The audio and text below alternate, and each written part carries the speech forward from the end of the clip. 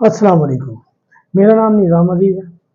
मैंने 98 में applied maths में मास्टर की डिग्री हासिल की है फर्स्ट डिवीज़न से, और मैं तकरीबन 98 से ही पढ़ा रहा हूँ। डिफरेंट कॉलेजेस और स्कूलों में मैंने पढ़ाया है।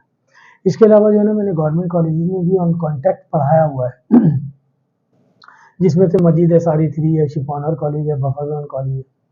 मैं आप लोगों के लिए जो है ना class 9 up to BS program के मैथ्स के बहुत सारे टॉपिक सॉल्व करूँगा। तो और जो इम्पोर्टेंट है अकॉर्डिंग टू जो है ना बोर्ड, जो इम्पोर्टेंट टॉपिक्स हैं वो सारे के सारे मैं तकरीबन कोशिश करूंगा कि आप लोगों के लिए सॉल्व कर दूं। और टॉपिक लॉगरिथम है। लॉगरिथम से रिलेटेड इस चैप्टर में जो मोस्ट इम्पोर्टेंट क्वेश्चन है वो मैं सॉल्व कर रहा हूँ। ये exercise 2.2 chapter number 2 exercise number 2.2 का क्वेश्चन नंबर 3 है, जो मोस्ट इम्पोर्टेंट है।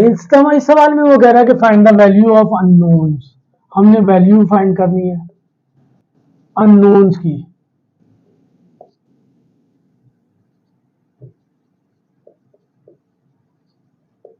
अननोन से मुराद वेरिएबल है, नोन से मुराद तो नंबर होते हैं सारे 1 2 3 4 5। Unknown A B alphabetical letter होते हैं, ABCDXYZ वट एवर जो है वो हमने निकालना है। हमारे पास यहाँ जो क्वेश्चन गिवन है वो गिवन है लॉगरिथमिक फॉर्म में। हमें उसे सॉल्व करने के लिए उसे एक्सपोनेंशियल फॉर्म में कन्वर्ट करना होगा। इससे प्रीवियस क्वेश्चन में ये सवाल दिए हुए हैं आपको। पहले पार्ट में लॉगरिथमिक फॉर्म दिया हुआ है, क्वेश्चन नंबर 1 में उसे हमने एक्सपोनेंशियल फॉर्म में जस्ट लिखना है। इसी तरह क्वेश्चन नंबर 2 में उसने एक्सपोनेंशियल फॉर्म दिया हुआ है, उसे हमने लॉगरिथमिक फॉर्म में लिखना है। तो ये सारे के सारे सवाल लॉगरिथमिक फॉर्म में है। सबसे पहले हम इसे एक्सपोनेंशियल फॉर्म में कन्वर्ट करेंगे, देन ये सॉल्व होगा। तो मैं सॉल्व कर रहा हूँ। इसमें पहला पार्ट क्वेश्चन नंबर 3 का पार्ट नंबर 1 आपके पास दिया हुआ है, लॉग बेस 32, और यहाँ वैल्यू इसकी गिवन है x और यहाँ गिवन है 1/2। ये लॉगरिथमिक फॉर्म है। इसे सॉल्व करने के लिए इसे हमें एक्सपोनेंशियल फॉर्म में कन्वर्ट करना है। एक्सपोनेंशियल फॉर्म में कन्वर्ट करेंगे तो लॉग का जो बेस है वो लिखेंगे एज इट इज, और ये पावर में लिख देंगे, और वैल्यू यहाँ आ जाएगी। वैल्यू ऑफ x कह रहा है, x की वैल्यू आ गई। बस जरा इसे सॉल्व करना पड़ेगा। सॉल्व इस तरह करेंगे कि हमें पता है कि किसी नंबर पर पावर 1/2 आ जाए तो इट मीन दैट वो रूट के अंदर है। अब अगर कैलकुलेटर की मदद से अगर मैं इसकी रूट वैल्यू निकालूं तो कैलकुलेटर डेसिमल में देगा, लिहाजा इसकी रूट वैल्यू नहीं निकल सकती। तो हम क्या करेंगे, इस नंबर का एलसीएम ब्रेक कर लेते हैं। जिस वैल्यू का जिन नंबरों का पेयर बन जाएगा उसे रूट से बाहर लिख देंगे, जिनका पेयर नहीं बनेगा वो रूट के अंदर रहेगा। ये सॉल्व हो जाएगा। 32 का अगर मैं एलसीएम ब्रेक करूं तो 2 1 जा 2, 1 बचा, 2 6 जा 12, 2 8 जा 16, 2 4 जा 8, 2 2 जा 4, 2 1 जा 2। तो 32 का रूट वैल्यू हमारे पास ये बनी, 2 multiply by 2 multiply by 2 multiply by 2 multiply by 2, 5 time है। इनका पेयर बन गया, एक ये और एक ये। जिनका पेयर बन जाएगा उसे रूट से बाहर लिख देंगे, जिसका पेयर नहीं बनेगा वो रूट के अंदर रहेगा। इसे मल्टीप्लाई करेंगे, ये आ जाएगा, ये वैल्यू आ गई। क्लियर? तो ये इस तरह सॉल्व हो गया। लॉगरिथमिक फॉर्म को हमने एक्सपोनेंशियल फॉर्म में कन्वर्ट किया। मैं अगेन एक दफा रिपीट कर देता हूँ, लॉग का बेस हमेशा एज इट इज रहेगा। यहाँ जो वैल्यू होगी इसे हम पावर में लिख देंगे, और यहाँ जो वैल्यू होगी इक्वल टू के उस तरफ लिख देंगे सॉल्व करने के लिए। क्वेश्चन नंबर 2, क्वेश्चन नंबर 2 हमारे पास ये दिया हुआ है। इसका मैं जो इंपॉर्टेंट क्वेश्चन है वो सारे के सारे सॉल्व कर दूंगा। क्वेश्चन नंबर 3 का पार्ट 2, क्वेश्चन नंबर 3 के पार्ट 2 में वो कह रहा है कि लॉग बेस a, यहाँ 3 गिवन है इक्वल टू 1/2। अब हमने इसे सॉल्व करना है।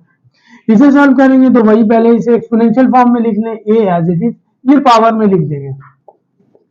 हमें वैल्यू फाइंड करनी है a की, इस पर ये पावर है, इसे हम राइट हैंड साइड पे ट्रांसफर कर देंगे। इसका एक भी ये भी है कि हम जो है ना स्क्वायरिंग ऑन बोथ साइड्स कर दे, तब भी ये सॉल्व हो जाएगा। और हम इसे डायरेक्ट भी ट्रांसफर कर सकते हैं। इसे डायरेक्ट ट्रांसफर करेंगे तो यहाँ 2 डिवीजन में है, वहां जाकर के मल्टीपल फॉर्म में आ जाएगा, और ये पावर में है तो पावर में ही रहेगा, बेस में नहीं आएगा। 3 रेज टू दी पावर 2, 3 को 2 टाइम मल्टीप्लाई करेंगे 9 हो जाएगा। इसे हम इस तरह भी कर सकते थे, a raise to the power 1/2 है इक्वल टू 3। हम इसे खत्म करना चाहें तो हम लिख दें स्क्वायरिंग ऑन बोथ साइड्स, तो इसे हम लिखेंगे a raise to the power 1/2 की पावर 2 और ये 3 की पावर 2। सही है ना। ये बेसिक रूल है कि एक्सपोनेंट पर होल पावर आ जाए तो दोनों मल्टीप्लाई हो जाते हैं। 3 रेज़ टू द पावर 2 का मतलब 9, 2 से 2 कैंसिल हो गया, a इक्वल टू 9, सॉल्व हो गया, वही आंसर आया सेम हमारे पास। तो आपकी मर्जी, आप इस तरह सॉल्व कर लें इसे, या आपकी मर्जी इस तरह सॉल्व कर लें। सही है। अच्छा, इसी में क्वेश्चन नंबर 3 दिया हुआ है, 3 का पार्ट 3, क्वेश्चन नंबर 3 का पार्ट 3। क्वेश्चन नंबर 3 का पार्ट 3 आपके पास लिखा हुआ है log base root 5 25 is equal to Y.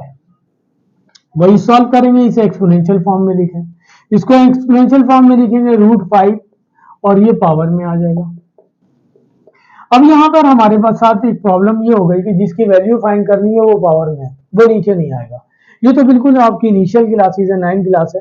अगर आप हायर लेवल पे जाएंगे तो इस वैल्यू को नीचे उतारने के लिए लॉग लेना पड़ता है, और आपके पास ऑलरेडी क्वेश्चन लॉग फॉर्म में दिया हुआ है। अगर मैं बोथ साइड्स लॉग ले लूंगा तो दोबारा क्वेश्चन पे पहुंच जाऊंगा। यहाँ आपको ये इस तरह सॉल्व करने के लिए बताया जा रहा कि अगर जो है ना अननोन वैल्यू पावर में आ जाए तो हम बेस को सेम कर देंगे। बेस को सेम करेंगे तो बेस कैंसिल हो जाएगा। ये मैथ्स का रूल है कि बेस सेम हो जाए तो बेस कैंसिल हो जाता है, पावर एक दूसरे के इक्वल हो जाते हैं।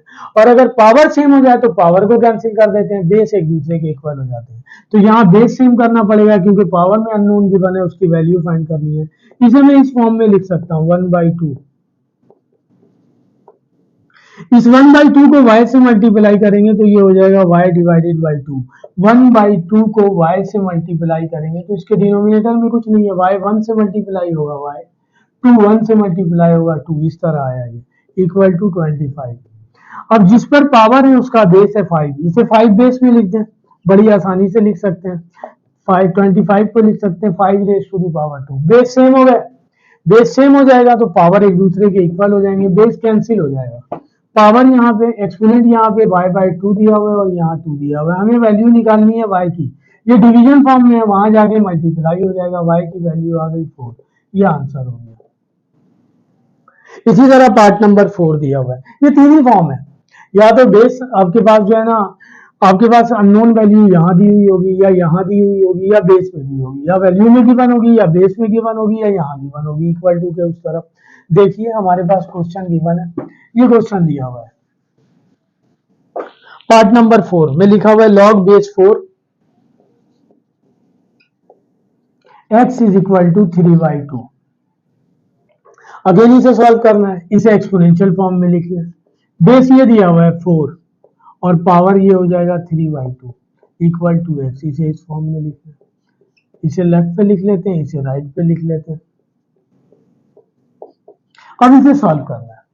किसी नंबर को हम 2 time 3 time 4 time 5 time 6 time 7 time जितने टाइम चाहें लिख सकते हैं, लेकिन किसी भी नंबर को हम 3/2 time 1/2 time 5/2 time 3/4 time 1/5 time नहीं लिख सकते। इस नंबर को सॉल्व करने का सिर्फ और सिर्फ एक ही वे है कि जिस पर ये एक्सपोनेंट है उस बेस को ये डिनोमिनेटर में जो नंबर गिवन है उसके रेस्पेक्ट ब्रेक कर दें, यानी 4 को पावर 2 में लिख दें।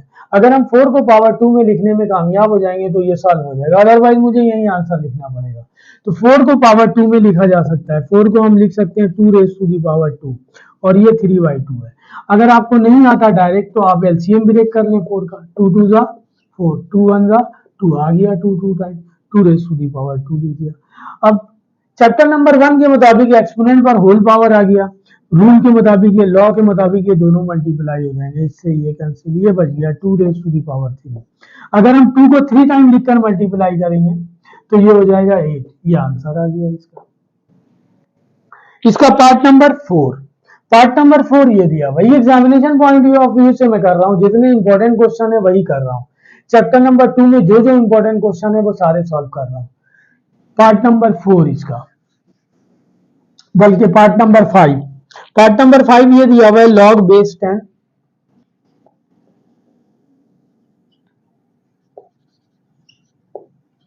100 equal to y।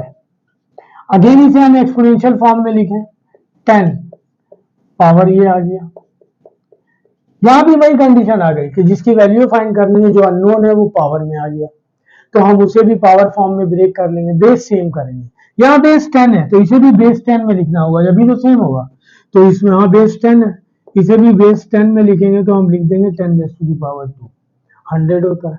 Base same हो गया, बेस कैंसिल हो जाएगा, पावर एक दूसरे के इक्वल हो जाएंगे, ये आंसर हो जाएगा। पार्ट नंबर 6 ये दिया हुआ है,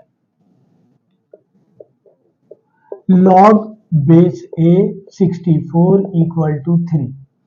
इसे भी एक्सपोनेंशियल फॉर्म में लिख लें, a पावर गिवन है 3 64।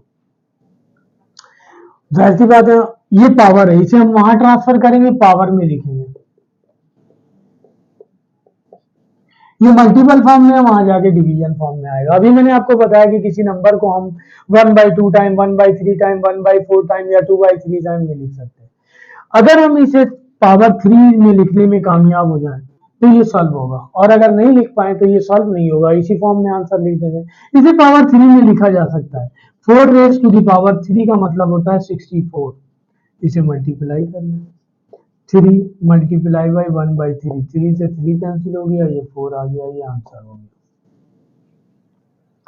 जी। Part number 7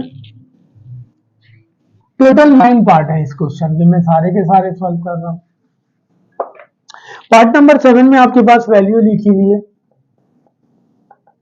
log a 1 equal to 0। Again इसे एक्सपोनेंशियल फॉर्म में लिखें, a raise to the power 0 equal to 1। इस 0 को वहां ले जाएंगे पावर में, वहां भी जाके डिवीजन में आ जाएगा, 1/0 हो जाएगा। वैसे तो आपकी बुक में इसका आंसर लिखा हुआ है कि डज नॉट एग्जिस्ट, ये सॉल्व नहीं होगा, सही है ना, इस फॉर्म में नंबर ये सॉल्व क्यों नहीं होगा? अगर कैलकुलेटर में 1 को 0 से डिवाइड करें तो क्या आपका कैलकुलेटर रिजल्ट देगा इनफाइनाइट। मैथ एरर को हम लिखते हैं मैथ्स में इनफाइनाइट, सही है ना। इनफाइनाइट एक नंबर होता है जिसे हम डिफाइन ही नहीं कर सकते, ऐसे नंबर को हम कहते हैं इनफाइनाइट। और किसी भी नंबर पर इनफाइनाइट आ जाए तो उसे हम लिखते हैं, उसका आंसर आ जाता है इनफाइनाइट। बहुत ज्यादा इसे सॉल्व करेंगे तो यहाँ तक सॉल्व होगा, वरना आप यहाँ पर जो है ना इसका आंसर लिख सकते हैं, इस स्टेप में यहाँ आंसर लिख सकते हैं डज नॉट एग्जिस्ट। किसी भी नंबर पर पावर 1/0 आ जाए तो हम उसके लिए लिख देते हैं कि ये एग्जिस्ट ही नहीं करेगा, सॉल्व नहीं होगा, तो हम डज नॉट एग्जिस्ट लिख करके आंसर लिख सकते हैं। और अगर थोड़ा सा सॉल्व करना चाहे तो ये सॉल्व करें, क्योंकि आपका इनिशियल लेवल है तो आपको ये सारी कंडीशन नहीं बताई जा रही है। ज्यादातर आपको बताया जाता है कि साइंटिफिक कैलकुलेटर अलाउ नहीं है, वैसे भी साइंटिफिक कैलकुलेटर से करेंगे तो 1/0 आ जाएगा। वैसे अब तो 9th क्लास वालों को उन्हें साइंटिफिक कैलकुलेटर अलाउ करना चाहिए, क्योंकि इसी लॉग में उन्होंने एक क्वेश्चन दिया हुआ है जिसपे लिखा हुआ है कि find the value of the following by using calculator. Simple calculator से तो आप वो वैल्यू ही नहीं निकाल सकते, आपको साइंटिफिक कैलकुलेटर से निकालना होगा। खैर जी, क्वेश्चन नंबर 3 का part 8, question number 3 part 8। Part 8 में उन्होंने लिखा हुआ है log 55 बेस 55 है, वैल्यू भी 55 है और इक्वल टू y गिवन है। इसे दोबारा एक्सपोनेंशियल फॉर्म में लिखें, ये बेस और ये पावर हो जाएगा इक्वल टू 55। यहाँ बेस सेम है क्योंकि जिसकी वैल्यू, जिस अननोन की वैल्यू फाइंड करनी है वो पावर में, बेस सेम है, तो यहाँ भी तो बेस सेम करना है, तो बेस ऑलरेडी सेम है, तो यहाँ पावर में कुछ गिवन नहीं है। किसी नंबर पर कोई पावर ना हो तो उस पर 1 होता है, तो ये 1 आ गया, y की वैल्यू आ गई आपके पास 1, ये आंसर हो जाएगा। पार्ट नंबर 9 में आपके पास ये गिवन है, क्वेश्चन नंबर 3 का पार्ट 9, ये लास्ट क्वेश्चन है, यही इंपॉर्टेंट क्वेश्चन था जो मैंने कर दिया। log base 64 8 is equal to x/2, तो इसे अगेन एक्सपोनेंशियल फॉर्म में लिखें, 64 एज इट इज, ये आ जाएगा पावर में और इसे हम लिख देंगे 8। अगेन जिस अननोन की वैल्यू फाइंड करनी है वो पावर में है, लिहाजा मुझे बेस सेम करना है, तो यहाँ बेस दिया हुआ 8, इसे भी बेस 8 में लिखेंगे, ये लिखा जाएगा बेस 8 में। इसे बेस 8 में लिखेंगे तो 8 रेज़ टू दी पावर 2 आ जाएगा और ये x/2 पहले से है। रूल के मुताबिक एक्सपोनेंट पर होल पावर है, दोनों आपस में मल्टीप्लाई हो जाएंगे, इससे ये कैंसिल है, 8 raise to the power x, ये भी 8 है आपके पास, दोनों बेस सेम है, इस पर कोई पावर नहीं है, इसका मतलब 1 है, x की वैल्यू 1 आ गई, ये आंसर हो जाएगा। ठीक है जी। ओके, अब मैं अगला जो है ना नेक्स्ट टाइम मैं सॉल्व करूंगा, लिंक आपको दे दूंगा। इसके बाद इस चैप्टर की जो इम्पोर्टेंट टॉपिक है वो अगली क्लास में मैं सॉल्व करके आपको दिखा रहा हूँ। फिर उसके बाद जो है ना इसी तरह अगली एक क्लास में एक एक्सरसाइज के जो इम्पोर्टेंट टॉपिक होंगे वो तकरीबन मैं सॉल्व कर दिया करूंगा। ओके, अल्लाह हाफिज़।